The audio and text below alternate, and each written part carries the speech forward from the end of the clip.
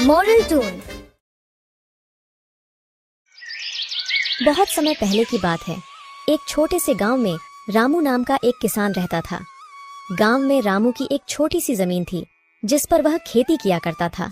उसकी जिंदगी का एक ही सपना था कि वह अपनी जमीन पर अच्छी फसल लगाए और अच्छा मुनाफा कमाए, जिससे वह अपने परिवार के सारे सपने पूरे कर सके। रामू का परिवार बहुत छोटा था। उसके परिवार में उसकी माँ शकुंतला और पत्नी सीता और उनका एक छोटा सा बेटा था जिसका नाम था भोला। रामू बहुत मेहनती था। वह सूर्योदय से पहले उठता और खेतों में काम करने निकल जाता। उसकी मेहनत और लगन के बावजूद उसकी फसलें अक्सर अच्छी नहीं होती थीं, क्योंकि उसके पास न तो अच्छे बीज थे और न ही सिंचाई के पर्याप्त साधन। उसी गांव में एक अमीर सेठ भी रहता था जिसका नाम सेठ धनराज था। सेठ धनराज बहुत लालची और निर्दयी था।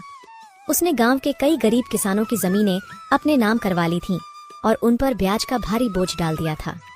एक बार गांव में सूखा पड़ गया। कई महीनों तक बारिश नहीं हुई और किसान परेशान हो गए। रामू की भी फसलें सूख गईं और उसके पास खाने को कुछ भी नहीं बचा। भाई, इस साल तो बड़ी मुसीबत आ पड़ी है। हमारे सारे खेत सूख गए हैं, फसल का नामो निशान नहीं बचा। अब हम क्या करेंगे? हाँ रामू, मेरी भी सारी फसल बर्बाद हो गई। बच्चों के खाने के लिए अनाज तक नहीं बचा है। समझ में नहीं आ रहा कि इस संकट से कैसे निपटेंगे। सरकार ने तो कुछ मदद का वादा किया था, लेकिन अब तक कुछ नहीं हुआ। हमें कुछ करना होगा, वरना भूखे मर जाएंगे। मुझे लगता है हमें सेठ जी से मदद मांगनी चाहिए। हम किसानों की इस स्थिति के बारे में तो सेठ जी को भी पता जरूर होगा। चलो सेठ जी से बात करके देखते हैं, शायद वह हमारी कुछ मदद कर सके। रामू भाई, सेठ जी के पास तो गलती से भी मत चले जाना। एक नंबर का लालची इंसान है। अभी हरिया ने कुछ दिन पहले ही सेठ जी से कुछ पैसा ब्याज पर उधार लिया था और उस सेठ ने हरिया का ब्याज इतना ज्यादा कर दिया कि वह चुका नहीं पाया और ब्याज न चुका पाने के कारण उस धनराज ने उसकी जमीन जब्त कर ली। फिर हम क्या करेंगे? अभी तो हमारे पास बिल्कुल पैसे नहीं बचे हैं। घर में खाने के लिए राशन तक नहीं है। अब जो भी हो, अभी तो बस एक सेठ जी ही सहारा है। उनसे अभी कुछ पैसे मांग लेते हैं, बात की बात बाद में देखेंगे। देखो रामू, मेरा मकसद था तुम्हें सतर्क करना। अब तुम जो भी करो, आगे तुम्हारी इच्छा। मुझे लगता है हमें मिलकर गांव की पंचायत से बात करनी चाहिए। शायद वे कोई उपाय निकाल सकें। सही कह रहे हो सामलाल, एकजुट होकर ही हम इस समस्या का सामना कर सकते हैं। अगर हम सब मिलकर पंचायत के पास जाएं और अपनी स्थिति बताएं, तो शायद कोई हल निकल आए। ठीक है, तो फिर कल सुबह ही हम सब पंचायत के पास चलेंगे और हमें सरकार की योजनाओं के बारे में भी पता करना चाहिए। हो सकता है हमें कोई राहत मिल जाए। अगले दिन सभी किसान भाई मिलकर पंचायत पहुंचते हैं, मगर वहां पता चलता है कि अभी जमींदार साहब गांव में नहीं है, तो अभी 1 महीने तक गांव में कोई पंचायत नहीं हो सकती। यह सुनकर सभी किसान निराश मन से अपने अपने घर आ जाते हैं।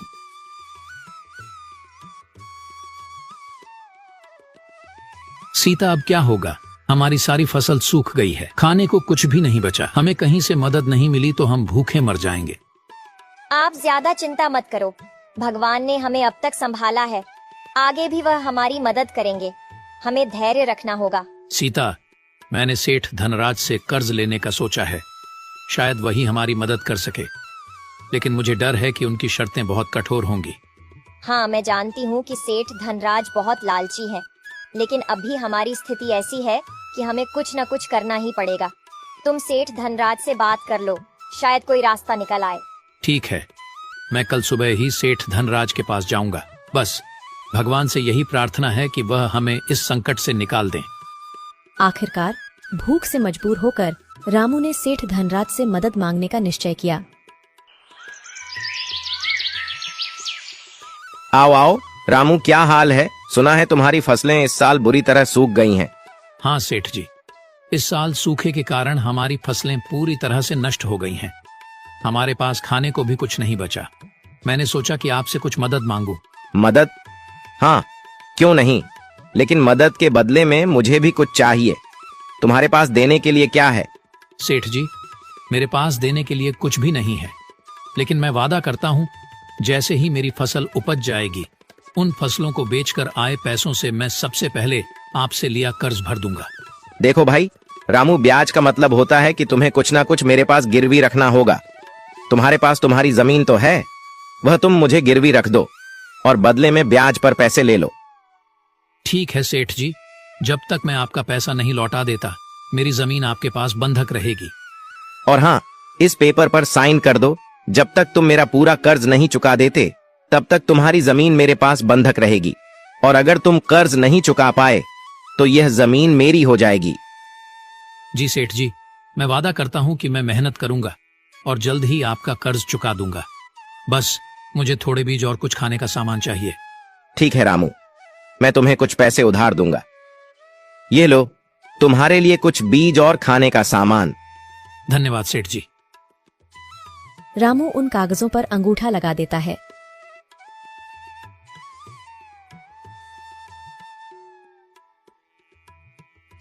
सीता सेठ धनराज ने हमें कर्ज तो दे दिया, लेकिन उसने हमारी जमीन बंधक रख ली है। अगर हम समय पर कर्ज नहीं चुका पाए तो हमारी जमीन उसकी हो जाएगी। हमें हिम्मत नहीं हारनी चाहिए। हम मेहनत करेंगे और इस साल अच्छी फसल उगाएंगे। हमारी मेहनत और ईमानदारी हमें बचाएगी। हमें बस एक दूसरे पर विश्वास रखना होगा। तुम सही कह रही हो सीता, हम मिलकर मेहनत करेंगे और इस बार हमारी फसल जरूर अच्छी होगी। भगवान हमारे साथ हैं। सीता, यह लो, इसमें कुछ बीज है और कुछ खाने का सामान। तुम अभी इन बीजों को संभाल कर रख दो। मैं कल सुबह उठकर सबसे पहले खेतों में बीज की रोपाई करूंगा, और इसमें जो खाना है वह तुम सबके लिए निकाल कर ले आओ। अगले दिन से ही रामू खेतों पर कड़ी मेहनत करने लगता है। वह खेतों में बीजों की रोपाई और रोज सिंचाई किया करता था। कुछ ही महीनों में रामू की पूरी फसल पककर तैयार हो जाती है, और अच्छे बीज होने के कारण रामू की काफी अच्छी फसल आती है। इस बार उसकी प्रार्थना भगवान ने भी सुन ली थी, और गांव में इस बार जमकर बारिश हुई। खेतों की सारी फसलें लहलहा ही रही थीं। देखो सीता, हमारी फसल कितनी अच्छी हुई है। अब हम सेठ धनराज का सारा कर्ज चुका सकेंगे। हाँ जी, फसल तो हमारी बहुत ही अच्छी हुई है। हम आज से ही कटाई का काम शुरू कर देंगे और जल्दी से सारी फसलों को बेचकर आए पैसों से सबसे पहले सेठ जी के पैसे वापस कर अपनी जमीन छुड़ा लेंगे। सभी किसान बहुत खुश थे। रामू ने भी अपनी फसलों को बेचकर अच्छा मुनाफा कमाया, और अब वह वक्त आ गया था जब रामू को सेठ जी से लिया कर्ज चुकाना था और अपनी जमीन को सेठ जी के पास से छुड़वाना था। सीता, फसलों को बेचकर हमें काफी अच्छा मुनाफा हुआ है। मैंने कहा था ना, हमारी मेहनत और ईमानदारी हमें बचाएगी। अब चलो जल्दी से सेठ का कर्ज चुकाकर अपनी जमीन वापस ले आएं। दोनों सेठ धनराज के घर जाते हैं। सेठ जी, यह लीजिए, आपके पैसे जो मैंने आपसे कर्ज लिया था उसका पूरा ब्याज मिलाकर ये पैसे हैं। अब आप हमें हमारी जमीन वापस कर दीजिए। यह तो बहुत ही कम पैसे हैं। तुम्हारा कर्ज अब पहले से भी ज्यादा हो गया है, क्योंकि तुमने समय पर ब्याज नहीं चुकाया। अब तुम्हें और मेहनत करनी होगी। पर सेठ जी, आपने तो कोई निश्चित तारीख नहीं बताई थी। आपने तो कहा था कि जब पैसे आ जाए तो तुम यह जमीन छुड़वा सकते हो, और अब आप कह रहे हैं कि हमने समय पर ब्याज नहीं चुकाया। सेठ जी, मैं तो समय पर ही ब्याज देने आया हूँ। जैसे ही मेरी फसल पककर तैयार हुई, मैं फसलों की कटाई शुरू कर दी, और फसलों को बेचकर जो पैसे मिले उसे सीधा आपके पास ही लेकर आया हूँ। देखो रामू, इस कागज पर साफ साफ लिखा है, अगर तुमने 15 दिनों के अंदर ब्याज के लिए हुए पैसे वापस नहीं किया तो यह जमीन मेरी हो जाएगी, और अगर उसके बाद भी तुम्हें अपनी जमीन वापस चाहिए तो तुम्हें 20% और ब्याज देना होगा। यह अन्याय है। हमने पूरी रकम चुकाई है। आप हमारे साथ ऐसा नहीं कर सकते। यही सच है। अगर तुम्हें अपनी जमीन वापस चाहिए तो 20% ब्याज का पैसा लेकर आओ। अब जाओ और ज्यादा मेहनत करो। अभी तो हम जा रहे हैं सेठ धनराज जी, पर याद रखना, मैं अपनी जमीन तुमसे वापस लेकर ही रहूंगी। तुम्हारी बेईमानी के बारे में मैं सारे गांव वालों को बताऊंगी कि किस तरह तुम गरीब और भोले भाले किसानों का फायदा उठाते हो।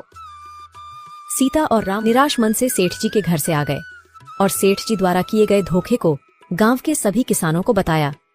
ये बात सुनकर गांव के सभी किसान बहुत क्रोधित हो गए। यह सेठ धनराज अपने आप को समझता क्या है? अगर ऐसा ही चलता रहा तो देख लेना, एक दिन यह सेठ हम सभी किसानों को ले डूबेगा। हमें सेठ के खिलाफ कुछ ना कुछ तो करना ही होगा। हाँ, लेकिन सबसे पहले यह सोचो कि रामू की जमीन उस सेठ धनराज से कैसे छुड़वाएं। वह सेठ तो ये जिद करके बैठा है कि रामू 20% ब्याज और ज्यादा देगा तभी उसकी जमीन वापस करेगा। हमें पंचायत में जाकर इसकी शिकायत करनी चाहिए। अब तो जमींदार साहब भी घर आ गए होंगे। लेकिन मुझे लगता है एक बार हमें सेठ धनराज से भी बात कर लेनी चाहिए। अगर सेठ धनराज प्यार से मान जाता है तो ठीक, वरना फिर हम पंचायत में ही इसकी शिकायत करेंगे। सभी किसान मिलकर सेठ धनराज के पास पहुंच जाते हैं। सेठ धनराज जी, आपने रामू की जमीन को क्यों हड़प रखा है? आप उसकी जमीन वापस कर दीजिए। आपको रामू ने जब सारे पैसे दे दिए हैं तो आप उसकी जमीन वापस क्यों नहीं कर रहे हैं? तुमसे किसने कहा कि रामू ने सारे पैसे वापस दे दिए हैं? रामू ने बस कुछ पैसे वापस दिए हैं, बाकी ब्याज के पैसे देने अभी बाकी है। जब तक वह पैसे मेरे हाथ में नहीं आते, रामू की जमीन वापस नहीं मिलेगी। देखिए सेठ जी, इतना तो हमें भी पता है कि आप ब्याज पर पैसे देने के बदले हम गरीब किसानों को बहुत भारी लूटते हैं। अगर आप रामू की जमीन सीधे सीधे वापस नहीं करेंगे तो हम पंचायत में जाएंगे, और अगर एक बार आपका नाम हमने पंचायत में दे दिया तो आपको भी पता है कि पूरे गांव में आपकी कितनी बदनामी होगी। तो आप सीधे सीधे अगर रामू की जमीन वापस कर सकते हैं तो कर दीजिए, वरना हम पंचायत में जाएंगे। पंचायत का नाम सुनकर सेठ धनराज थोड़ा घबरा जाता है। अगर यह बात पंचायत तक पहुंच गई तो पूरे गांव में मेरी बहुत बदनामी होगी। नहीं नहीं, मैं ऐसे होने नहीं दे सकता। लगता है इस रामू की जमीन वापस करनी ही पड़ेगी।